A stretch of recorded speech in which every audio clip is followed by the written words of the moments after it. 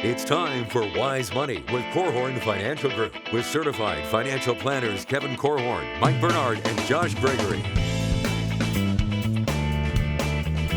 Welcome to another episode of the Wise Money Show with Korhorn Financial Group, where every week we're helping you take your next wise step in your financial life. Thanks for being here, friends. My name is Mike Bernard. I am your host. I'm also one of the certified financial planners on the program.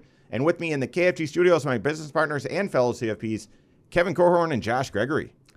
The health savings account is an extremely versatile tool in your financial life, and that goes beyond just helping with current medical expenses. We got a question from a fan of the show who asked, should you invest your HSA, and if so, how do you do that? We'll cover that topic and more on today's episode. That's right. We're going to hit that question first and have a lot of other fantastic questions from fans of the show. Should I do a Roth conversion? How do you know when you should do that? 457 question. Down payment on a house and pulling dollars out of my IRA or Roth IRA to do that. So lots we're going to hit. If you have a question for the program or have any needs, we're here for you. You can call or text us, 574-222-2000. That's 574-222-2000. Online, wisemoneyshow.com is where you can find us, engage with us that way, as well as on social media. Wherever you're at, we are there as well. Search the Wise Money Show.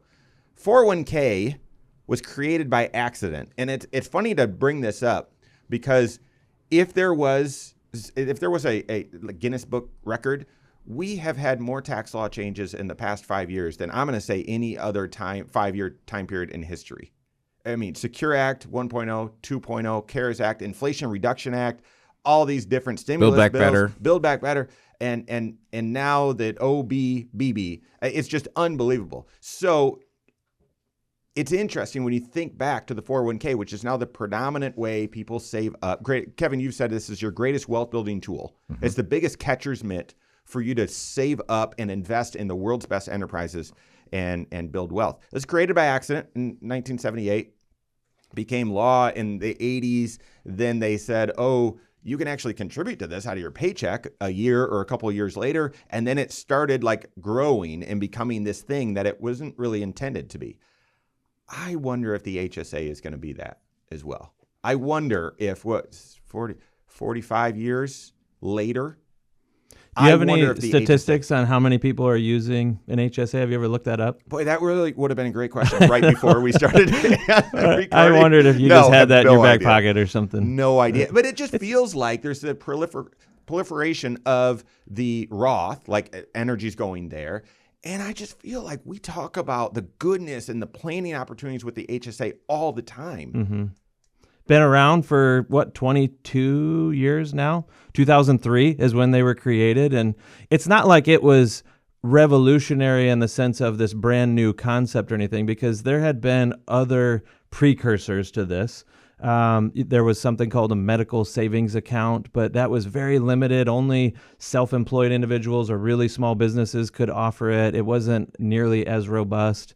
Many of you, maybe still to this day, have used a flexible spending account for medical expenses. But the drawback to that is that the whole use it or lose it idea.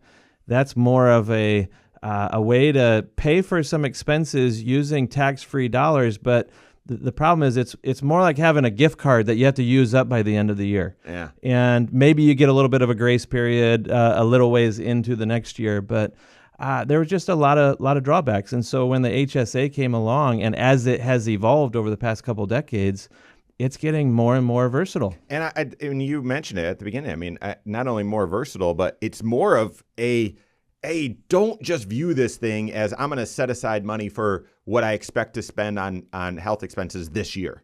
Right. If that's still the thinking, that might be appropriate for you, but odds are it's not. And you got to think bigger, and you got to work with your CFP to figure out how do you maximize the use case and the benefit of the health savings account. So, yeah, I think as people get more and more familiar, and again, you have to have an HSA eligible plan, but as you get familiar, I was meeting with a client yesterday and they had $77,000 in their HSA. And that's because they started not long ago, but they started maxing out the contribution and not touching it. Yeah. And that's, again, when you look at your overall financial plan, and we love to argue about which area of your financial plan is the most important. And if you have a financial life, you have 6 areas of that financial life. Well, the HSA touches every one of those 6 areas. Everyone. Present financial position. Protection planning is connected to your health insurance, of course, so that's protection planning. Tax planning, yep, is tax benefit. Should you invest it? How do you invest it? Guess what? You're investing all of your HSA, whether you're doing so intentionally or not, and we're going to get to that question right now. It's a retirement vehicle as well. You're going to have medical expenses in retirement also, so that's the 5th area. And then estate planning is a pretty fabulous way to shelter taxes from an estate standpoint too. How does your HSA pass to the next generation when you pass? Very interesting laws with that. So all of that's banter. Getting into the first question from fan of the show, Gary. So here's what he asked after he said, hey, love your stuff, blah, blah, blah. Can you do a video on how to invest your HSA? Yes, we can. We can do that, Gary. We're doing it right now, but and I'm joking about because the answer is just yes to that, but there's more to that question, actually. It's sort of like who, what, when, where, and why, if you remember that from elementary school. He's asking, how do you invest your HSA? But I think we need to first answer, well, what's an HSA? We'll do that really quickly because you probably already know that. But then why would you invest it? And who should consider this strategy? So let's hit those. So what is it, and why would you invest it, and who would be eligible? Let's hit that first. I like to think of an HSA like a health IRA. It's a almost like a piggy bank. HIRA, there you go. Changing the name of things, Josh, again. For the record, that was Kevin. Okay. No, this is essentially like a piggy bank that you can set money aside into, and the government is giving you some tax rewards for utilizing this thing if you're eligible. And Kevin, you referenced that not everybody is eligible. You have to have the right type of health insurance plan in place. It has to be HSA eligible. And that means that, among other things, it has a high deductible on the plan. But essentially, to help cover those higher deductibles, Congress created an opportunity for people to make a contribution into this special savings vehicle, and you get a tax deduction for making the contribution. And if tax deduction sounds like a bunch of jargon to you, just think every deduction that you take on your tax return means you're reducing the amount of income that you're going to pay tax on that year. So if you contributed $3,000 to a health savings account, you're going to pay tax on $3,000 less income for the year. But it's really, really important, especially with all the new tax laws and all the various deductions that you might get. Where does this deduction show up? Above the line. What does that mean? It reduces your adjusted gross income. So much of the new tax laws are deductions that don't help reduce your adjusted gross income. Why does that matter? Because the ones that reduce your adjusted gross income now are at a premium. Because that reduces a lot of the other calculations. A lot of tax benefits are based on, well, what's your adjusted gross income? This reduces that. Your state taxes are based on your adjusted gross income. Things like IRMA and other things based on this adjusted gross income. Your HSA, health savings account contribution, reduces your adjusted gross income. That is a premium benefit. Right. So in other words, it makes you eligible for some things potentially that you would not have otherwise been eligible for because it helps squeeze down your income. Also, keep this in mind. Most of the time, at least historically, when people talked about deductions, we were often talking about itemized deductions on a Schedule A. Yeah. And 90% of taxpayers don't fill out a Schedule A anymore. They don't itemize their deductions. But this is one that you can be eligible for, you can take advantage of, even if you're not itemizing your deductions. So that's the first of the tax rewards. The second one is, as long as the money is in the account and it's earning interest or growing for you, depending on how you invest the dollars, it's growing tax deferred. You're not paying tax along the way as you earn that money. And then thirdly, all that growth could actually become not tax deferred, but tax free if you pull it out and you use it for medical expenses. That could be in the current year, or it could be decades out into the future when you're either paying yourself back for previous medical bills or using them in retirement, that sort of thing. So tax deductible on the way in. Tax sheltered growth, tax-free out for qualified medical expenses. Isn't anything else in the tax code that offers that trifecta of tax benefits. So that's the what. And that's also the why to consider investing it, okay? Because if you get that extra benefit on the sheltered growth and that withdrawal of that growth, you want it in growth vehicles, okay, if you can, and we'll get to the who here in just a second, but you want it in growth vehicles. Let's get as much growth as possible. And then, Josh, you also mentioned the other why, and there's a special rule that you're allowed to reimburse yourself out there in the future for medical expenses that you incurred once you had an HSA eligible plan and then beyond. So you can actually allow this account to grow more and then reimburse yourself and really maximize that benefit. We've got more coming up here on the Wise Money Show with Korhorn Financial Group. Hello, YouTube. Thanks for being here. This is the Wise Money Show. What you're watching right now is our weekly 1-hour talk show that airs right here on this channel, 10 a.m. Eastern time every Saturday morning, and also on podcast at the same time, but also on a couple local radio stations in northern Indiana, southern Michigan, which is why the content's broken up the way that it is, long form and different segments with breaks and all that sort of stuff. But if that's not your speed, if you're looking for something more direct, we've got Next Wise Step videos that air all throughout the work week right here on this channel. So we've got well over 1,500 videos of helpful content for you, all from a planning perspective. How can you incorporate different tax laws, different planning opportunities into your planning so that you get there faster and I would say more have more synergy in your financial life. So make sure you hit that subscribe button, turn on notifications so you're made aware every time we drop new content. If you like the content, thank you very much. All right, wanted to sneak in just to keep us moving. Wanted to sneak in the why. So then who, how, and where?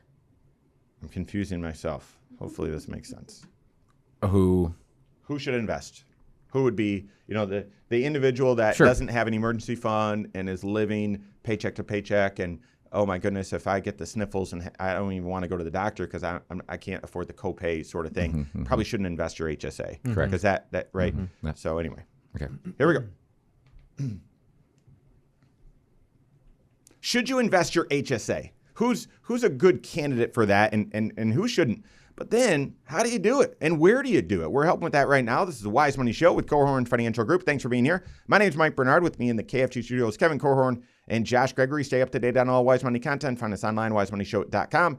Then all over social media, wherever you're at, we are there as well. Search the Wise Money Show. Gary reached out, fan of the show, said, hey, can you do a video about how to invest your HSA? And true to form, we took that really simple, just a few word question, and we're going to make it really big. Trying to help you. So who, what, when, where, why, and how? So so the question is who should invest? I actually would back up just a fuzz and say who should contribute. So you should contribute to an HSA if it's available to you and you have a high deductible health plan that's HSA eligible. So do that.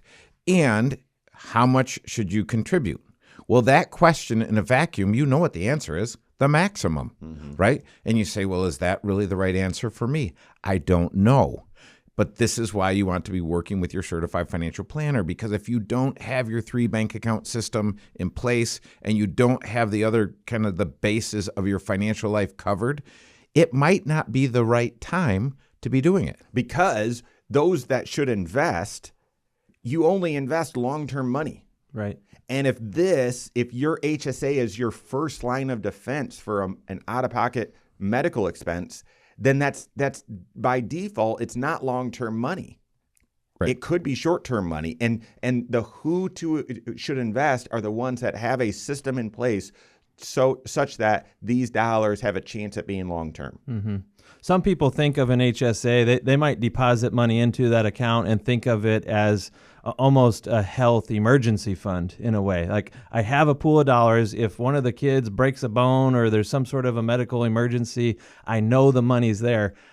I personally, I don't know what you guys think about this, but I like keeping those dollars separate in the bank because there's a whole variety of types of emergencies that can happen in your life, not just medical expenses, right? It could be major car troubles or house issues or other things that can pop up. If it turns out that, yes, you are facing a medical emergency, you may have the ability, depending on what your contribution limits are and everything, to shift money into the HSA real time, like shift it in and then immediately pay that bill or cover that medical expense or whatever. And the act of making the contribution is what gives you the tax deduction. It's also, and that's the whole reason to do it, ultimately, if you're doing it real time. Shift it into the health savings account so you get some tax savings and then pay the bill. right? It doesn't have to be sitting there for years and years before that bill pops up necessarily. So who should contribute? Everyone. How much? The max, if you can. And again, this is where you want to be working with your certified financial planner. But Mike, I think you were asking who should invest Yeah, it. who should invest? So Well, that's what Gary asked. right. Yeah. And that's a great question, Gary. So you should invest the money if there's a good margin in your financial life. I've got my 3 bank account system set up, and according to Joshua, my emergency fund also covers my medical emergencies. If that's the case, then what I want to do is invest those dollars. Now, depending on who's running the finances in the home, if you say, hey, listen, we've got $10 or $15 or $20,000 in the HSA, and what I'd like to do is invest those dollars. Okay, so it's November of 2007. I invest that $20,000, and it grows to about 10 by March of 2009. And your spouse is saying, what is wrong with you? Why would you do that? So you want to let your long-term dollars be long-term. Yeah. And so you say, well, who can afford to do that?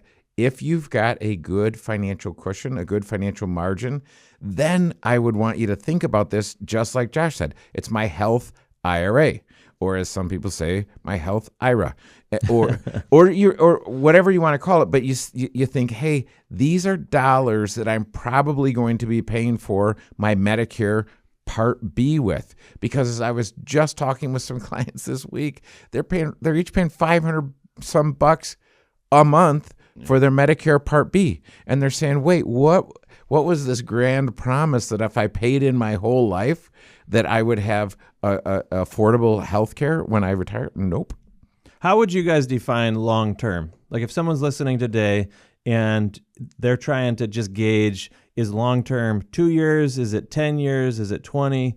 What's the break point in your minds? My mind says either retirement or age 65.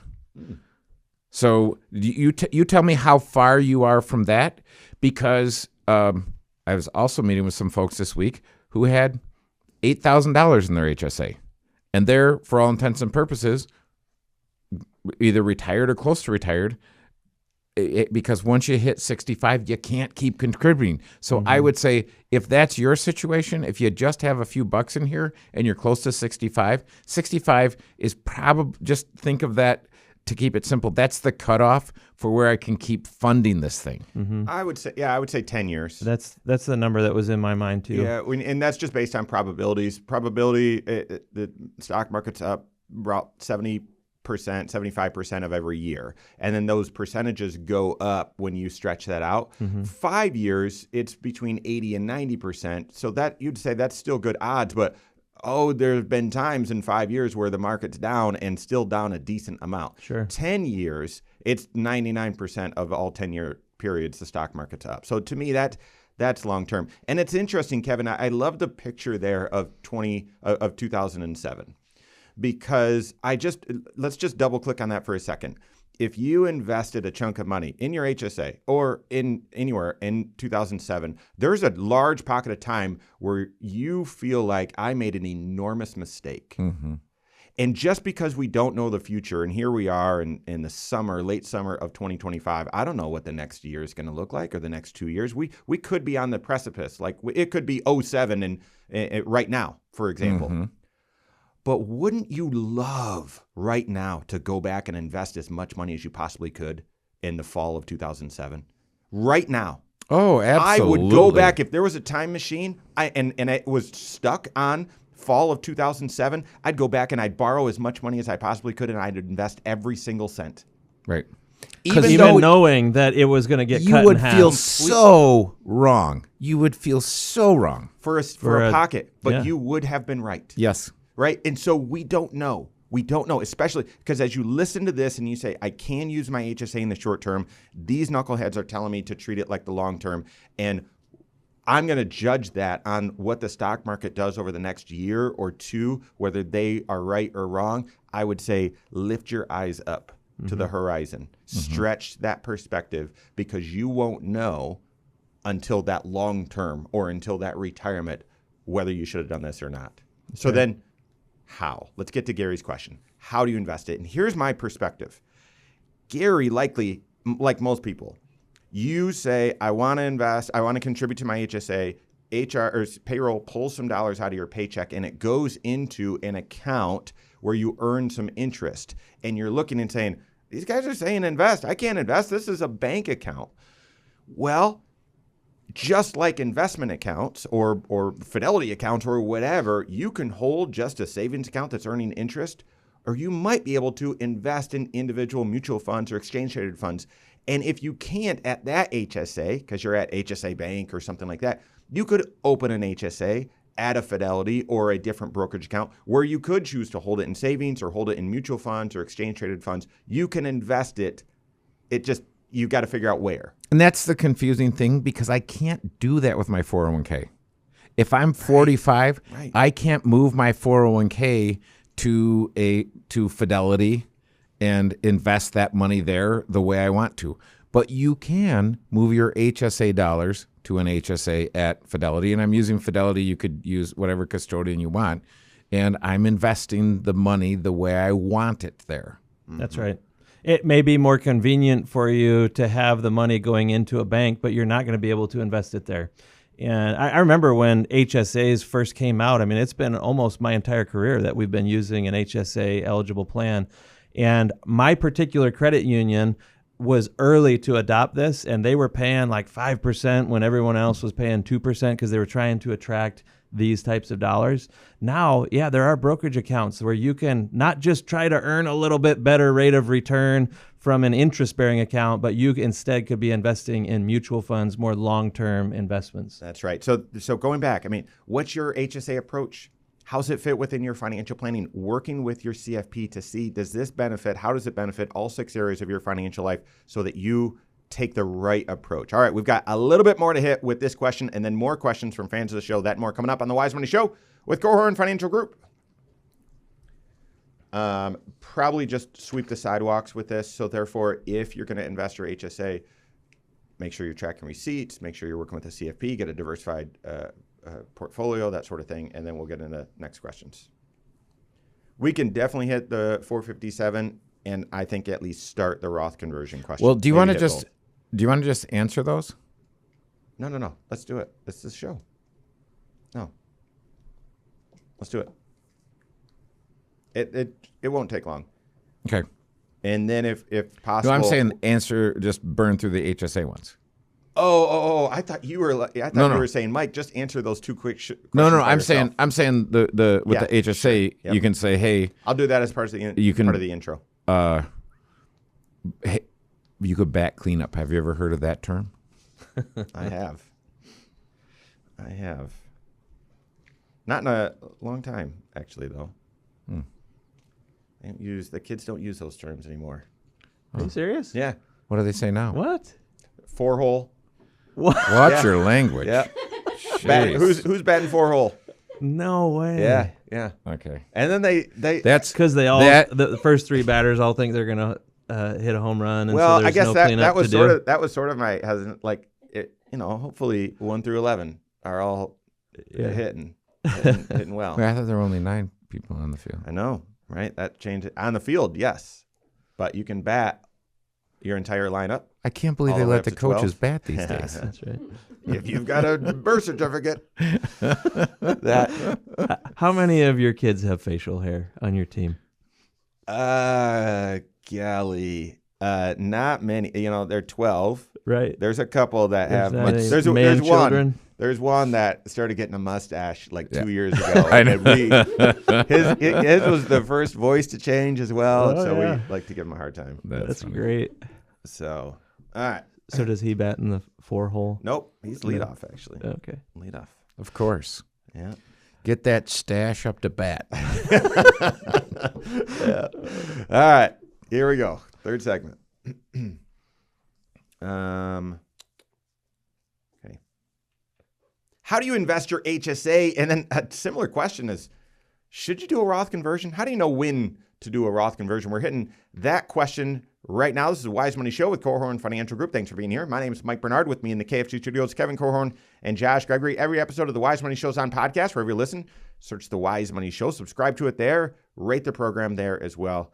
We appreciate it. Wrapping up a question from fan of the show, Gary, about how do you invest your HSA? And we went all the way around that, but I'll just clean up a couple last pieces. If it does make sense for you to invest your HSA, make sure you've got a diversified portfolio, right? We talked about the volatility and the risk. So not only do you want to have an opportunity to make sure those are long-term dollars, so you've got short-term cash available, but that mix, that investment should be diversified. And the other thing is you want to have a mechanism for tracking your receipts.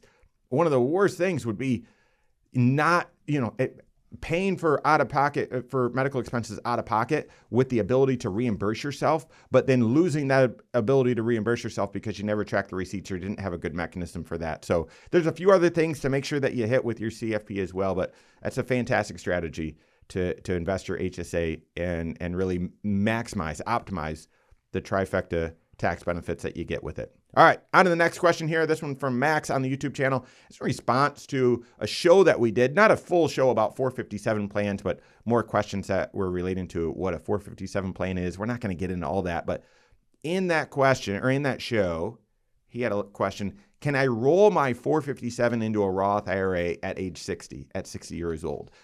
And the reason why I plucked this question out is we get this question a lot. How do I roll my 401k into my Roth? How do I roll this, 403B into the Roth? Mm-hmm. And you've got to first look at the tax treatment of that 457 or of that 401k or 403B. If it was pre-tax, mm-hmm. if the money that went into that 457 or 401k or 403B was pre-tax, you can't roll it to your Roth IRA. They have different tax treatment. The pre-tax is tax deduction on the way in. Yes, tax sheltered growth, but then when you withdraw the dollars, that's when you pay tax.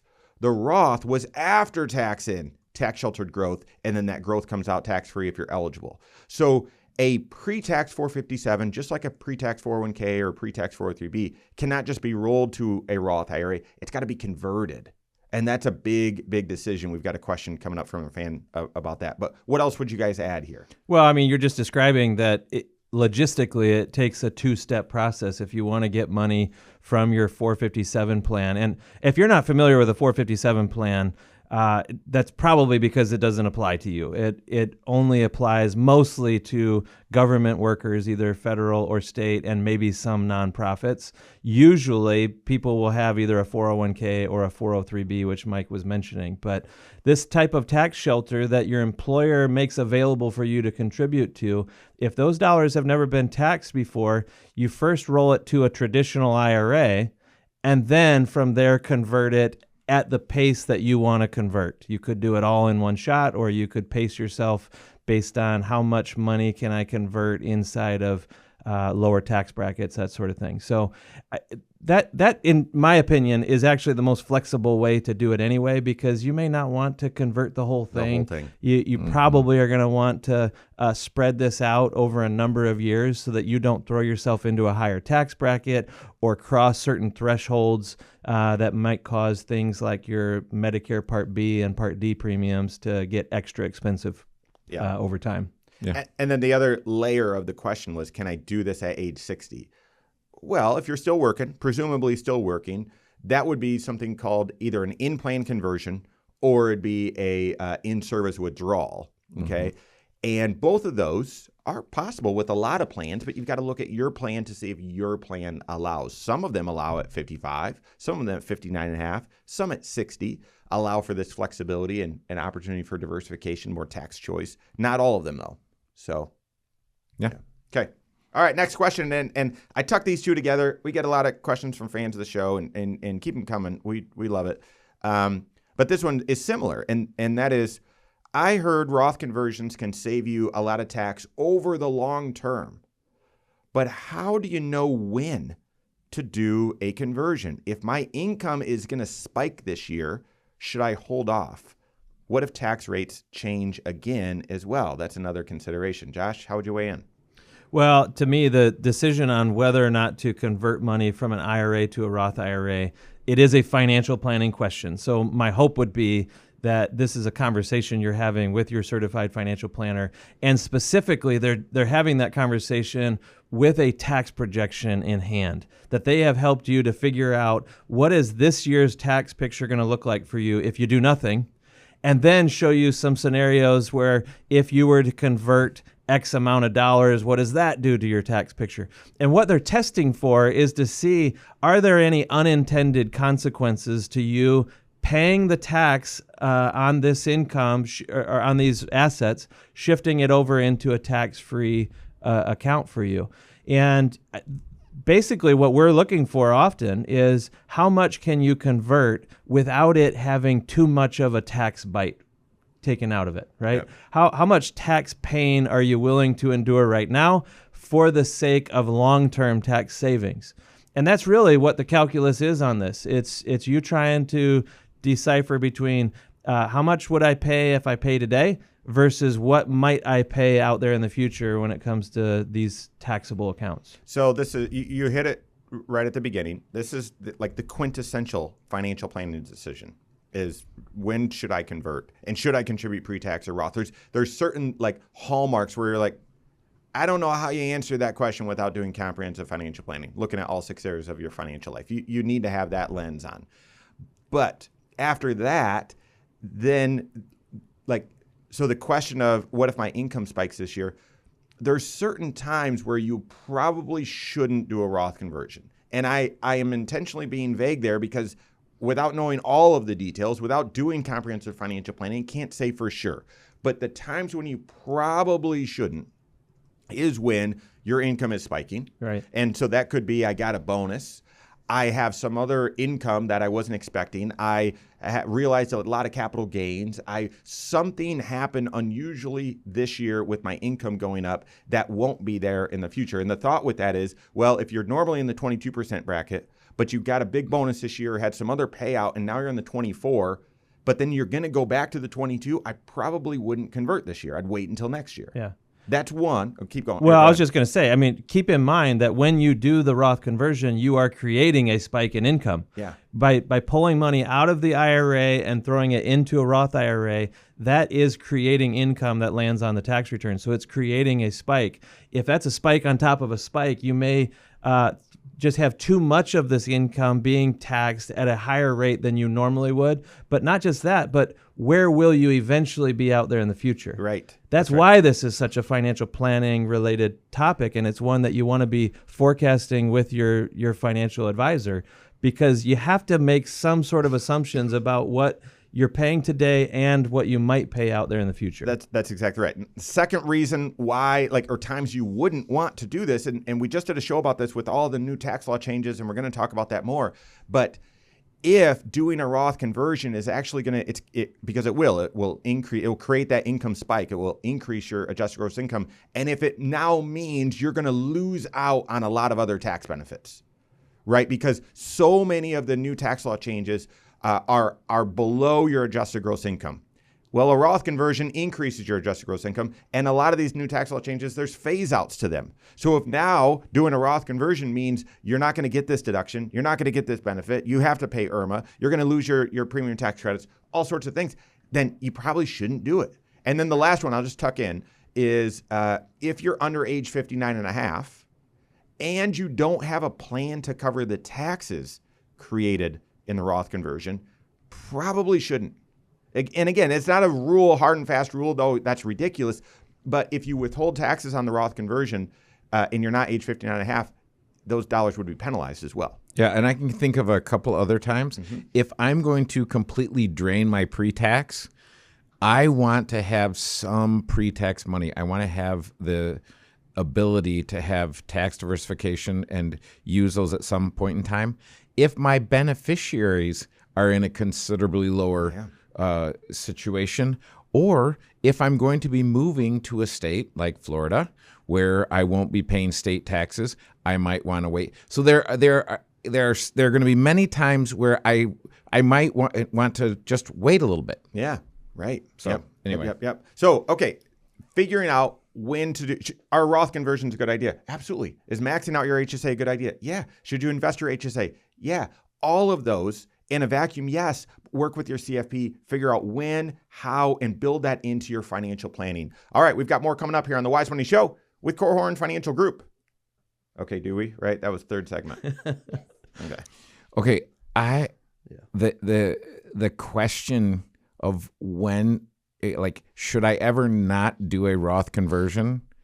I love that question because, I mean, it's just like saying, should I contribute to my retirement plan?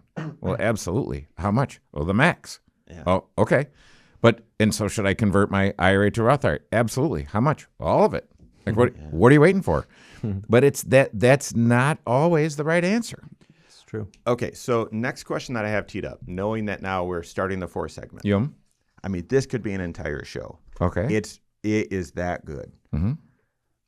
Knowing that we're starting the fourth segment, it's either going to be the entire fourth segment, and we just hope we hit all of it, or we continue it for next week, and this is the headliner topic that we hit, and we go and grab a couple other questions right now.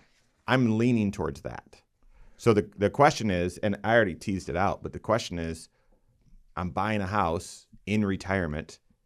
I need the down payment because we're buying before we sell. I've got 70% of the money in my brokerage account.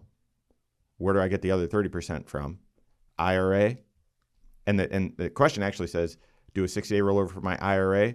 Well, if I don't sell the house within 60 days, I'll do a 60-day rollover for my Roth IRA.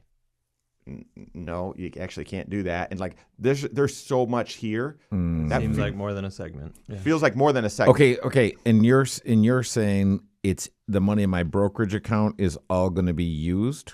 Mm-hmm. Okay. So there could be tax consequences there. Like, there's a lot to hit. It's a fantastic question. Actually, I already got back to the guy and he answered the question. And because what's the answer? I mean, the answer is those would be two 60-day rollovers, so you can't do that. But this is from Frank. I mean, I'll tell you what the answer is. HELOC. Or mortgage. HELOC. Yeah. He said a cash offer, so he might not have the time. Right. A lot of times. But here again, like there's depth to it right now because, hey, if this is potentially you, go get that home equity line in place. Right. Because you can make a cash offer with the equity, with the cash out of your old house. That's a show. Yeah. That's a show. Okay, so let's go. But you can still tease it out for next week, can't you? No, because sometimes we change our minds. Well, so. You need some cliffhangers. Make them come back next Saturday. Because we already have the outline created for next week. And oh, boy. Let's not change that. But no, I can change it. No, I would never change an outline. Okay. Are you finding a question? Nah, I'm struggling. I mean, Ron's is still in the Roth theme there. Maybe we want more variety. Yeah. Let's do Patty's question. I was just going to say that. Yep. Okay. All right, here we go. Fourth segment. And then while we're answering that one, I'll find the next one. Might be David's question, one of David's questions. Here we go. Thanks for being here. This is the Wise Money Show with Korhorn Financial Group. My name is Mike Bernard. With me in the KFG studios, Kevin Korhorn and Josh Gregory. Every episode of the Wise Money Show is on the Wise Money YouTube channel. Go to YouTube, search the Wise Money Show, subscribe to it there.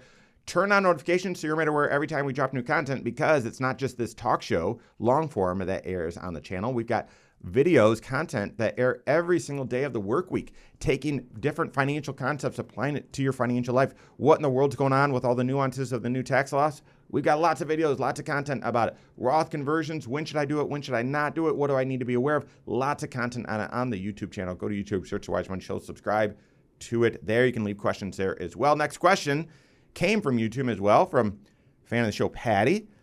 She asked, if you have multiple investment accounts, do you have to take a required minimum distribution from each of them? We've talked about this before, but I actually just did a video on the YouTube channel about when many IRAs become one.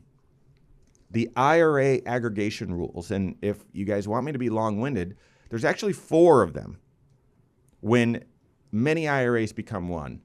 But let's at least answer Patty's question first. and that is with required minimum distributions. Or are you saying mini IRAs or many?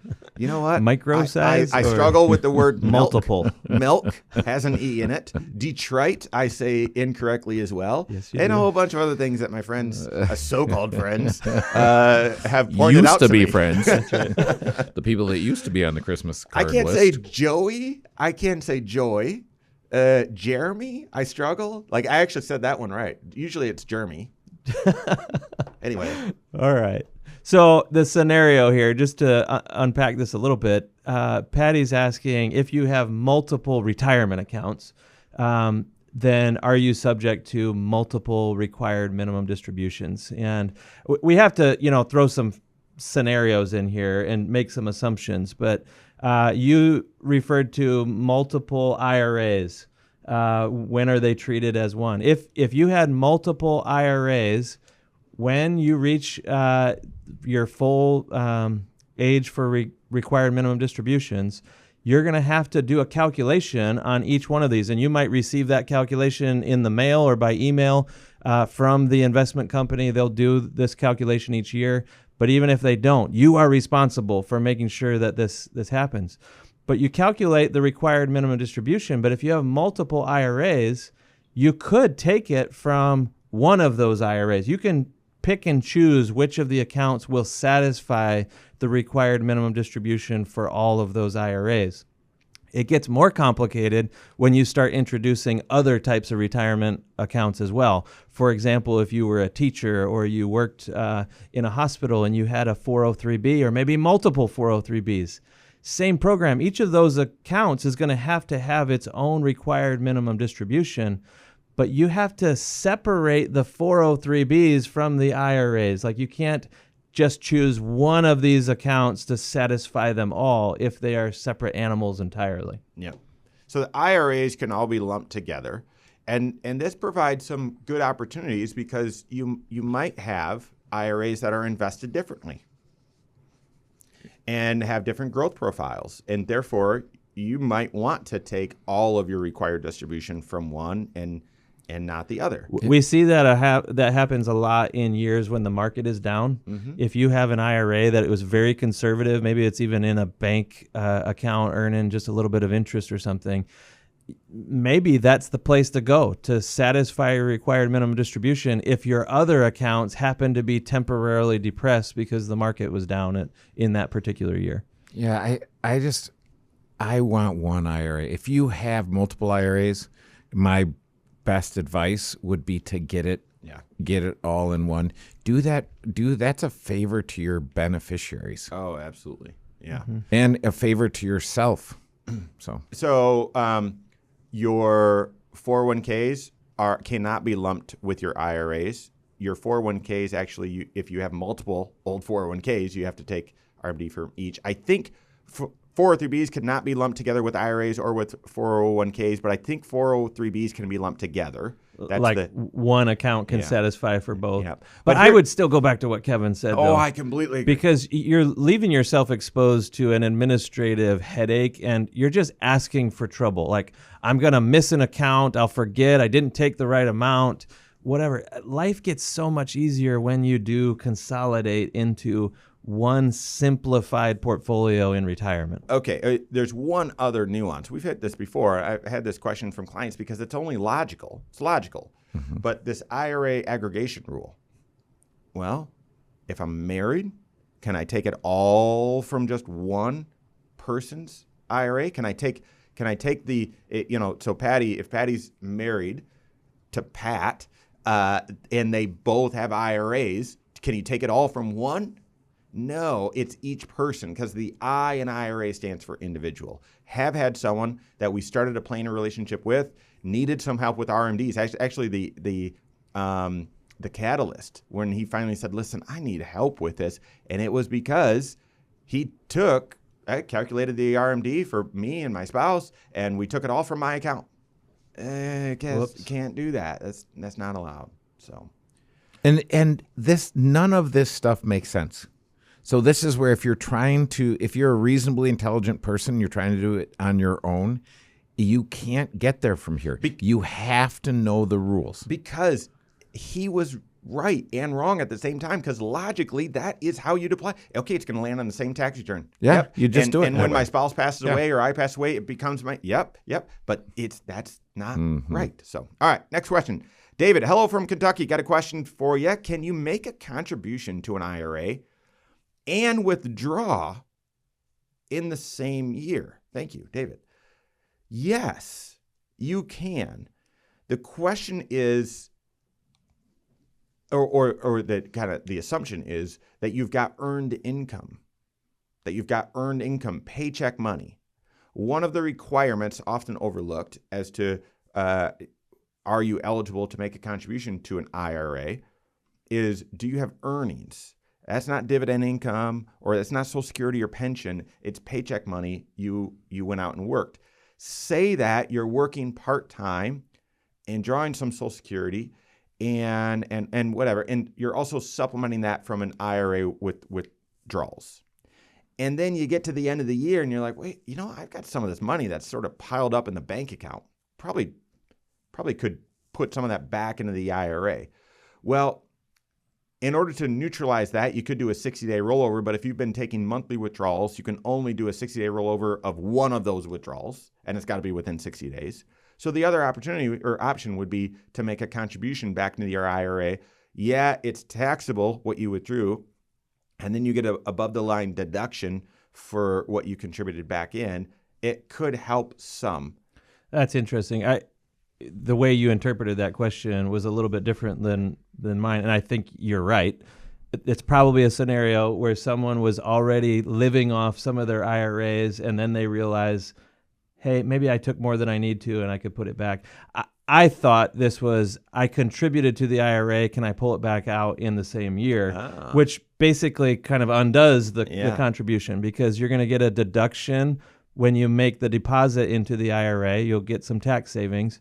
But then when you pull money back out of the IRA, it's going to be treated as income. And so those kind of offset each other from a tax standpoint. And you're allowed to do that.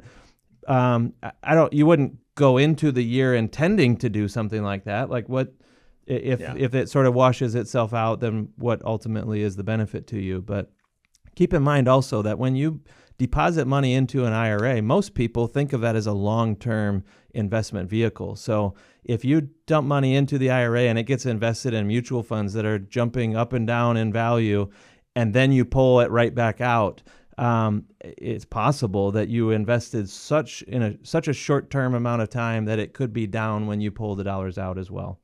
There's one other scenario that I've actually done this quite a bit, and that is in the same calendar year but different tax years. So you get to that sweet spot of March, and you've got your tax return prepared, but you haven't finalized it yet. And you're looking at opportunities. And the 3 questions that you need to answer every time you get your tax return done. And that second one, is there anything I can do now before I finalize this return and file it to improve it? Well, if you need to get your adjusted gross income down in order to get some tax goodies or some tax benefits, and you could contribute to an IRA. Oh, but I don't have the cash. Well, if you take it out in March, it's going to be taxable in that year, and then contribute it back to the IRA, it could be a contribution for the previous year, and there you have it. You've got a little bit of arbitrage play. Can't do that on your own. Work with your CFP on that, and certainly on HSA maximizing, Roth conversions, all that sort of stuff. That's all the time we have for today. On behalf of Josh Gregory, Kevin Korhorn, all of us at KFG, have a great weekend. We'll see you next Saturday for the Wise Money Show with Korhorn Financial Group.